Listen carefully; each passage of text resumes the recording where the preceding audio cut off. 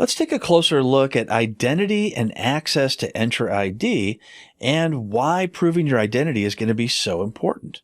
Well, first off, we need to be concerned about non-repudiation of access. It means you are who you say you are and no one can say otherwise. So Entra ID, as it lets you in to access any resources, such as email through Microsoft 365 or storage through Azure, it knows that you are who you say you are when you logged in. And that means a combination of possibly your username, your password, or any one of many multi-factor authentication options.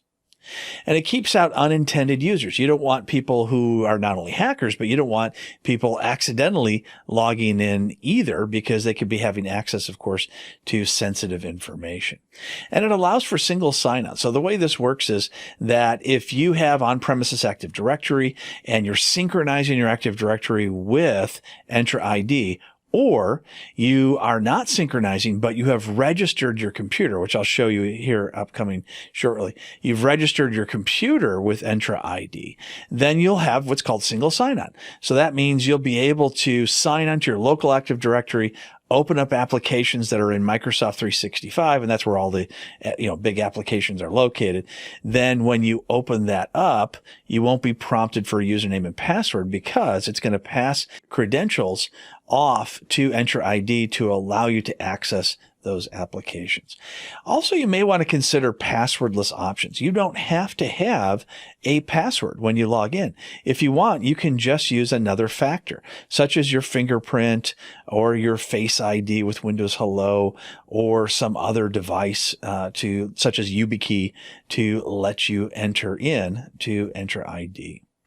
So single sign-on, and once again, that allows users to sign in once and then have access to all the different locations. So when you sign into Entra ID, you have access to all the different applications that are available to you, not only in Microsoft 365, but if you use any of the other authentication options that I mentioned previously, then you can use those to access any applications as well without having to sign in again.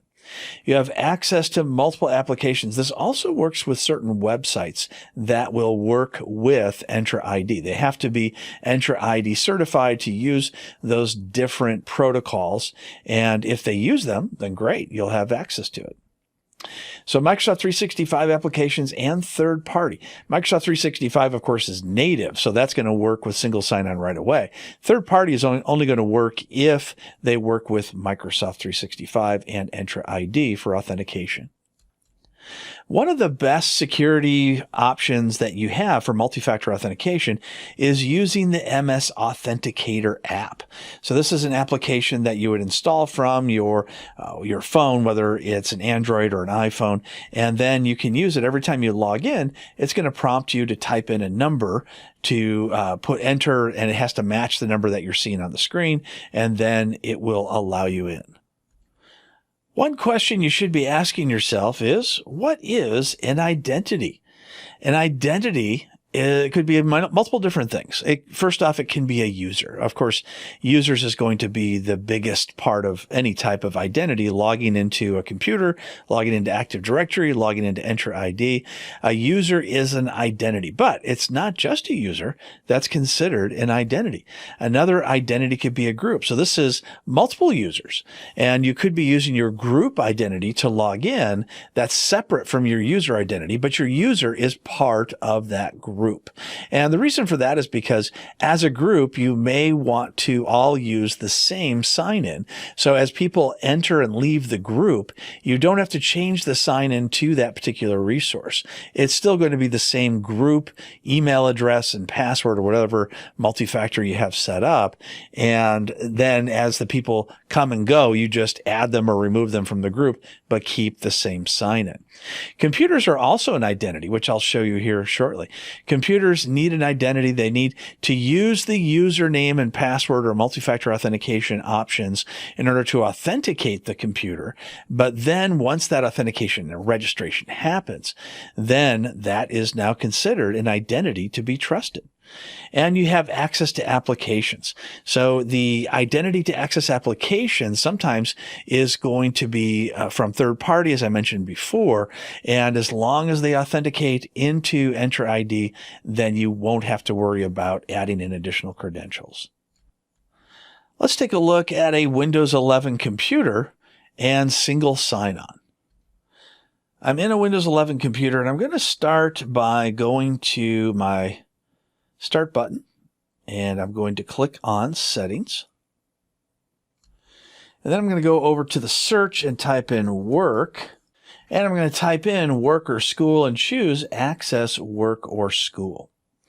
Now take a look that I've already gone ahead and registered my account with the admin at linkedinvideos.onmicrosoft.com.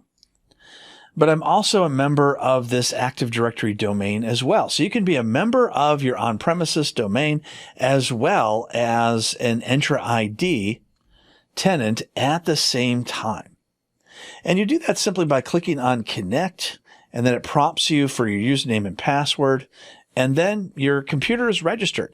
Now, I've already gone ahead and done this just because the registration does take some time to take effect. But once it's done, you can see that it is now registered. So if I go into my Entra ID website, which I have right here, here's my website. I'm going to click on Devices. And when I click on Devices, you can see a couple of different devices in here. I'm going to click on Total Number of Devices. And then we should see my Client 01, and there it is, my Client 01 computer. And like I said, once you add this in, it does usually take about 10 to 30 minutes before you're going to see it show up. So this computer is now considered an identity. And here you can see I can go to the local administrator password recovery. So in case for some reason I have lost my local administrator password, then I can choose to recover it here. You need to have set up local administrator password service, or LAPS, before that will work. That's something you can set up ahead of time. You can also go into BitLocker keys. So if you've encrypted your hard drive of your Windows 10 or 11 computer, then you can go ahead and recover the keys if you've set that up with BitLocker as well. Here are the roles and administrators. You can add people who can manage this particular device if you'd like. I'm going to go back up a couple of levels. And here you can see Intune. Now, besides just getting a license for this user, which allowed me to add my device, I've also added in a license for Intune. So when I open up Intune, I can make additional changes to this computer. So I'll click on Devices, just like I did in Entra ID. And it sees my Windows device. So I'll click on the Windows device.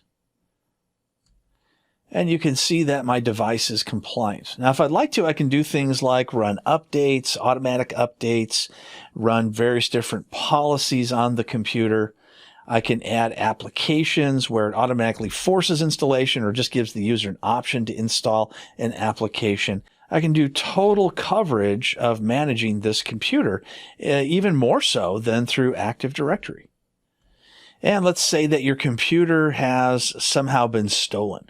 Well, all I got to do is click the wipe button, and it will wipe that button as soon as it goes out to the internet. So if any hackers try to log in, maybe they use an Ethernet cable, as soon as it reaches the internet, it'll start wiping the computer. Or if they log in with a local account by resetting a local password, that's okay. It'll wipe it there as well. And if you decide you would like to retire the computer so it gets removed from this particular site, from Intune as well as from Entra ID, you can do that as well. You don't have to use Intune, but you certainly can to have a lot of extra control over your computer. Let's also go into email. And then I'll open up my email through Outlook as well. So I'll put in outlook.office.com. And it logs me in without having to use my password because I've already logged in using the Portal Azure site using the same user. But now what I want to do is I want to open up Outlook itself. So instead of using just the web version, I want to use the application of Outlook. So it automatically found my user because I've logged into the website and it's using single sign-on, and I'll click Continue. Now it's setting things up without prompting me for a password. Here you can see that Outlook supports Microsoft 365 school and work accounts. It's gone ahead and passed by that really quickly, but it automatically used that information that the computer's been registered to go ahead and log in without the need for the additional authentication. And here is Outlook with showing all my emails from Outlook, including if I have any calendar items or any other items under contacts or tasks. The user doesn't need to be an administrator to use single sign-on.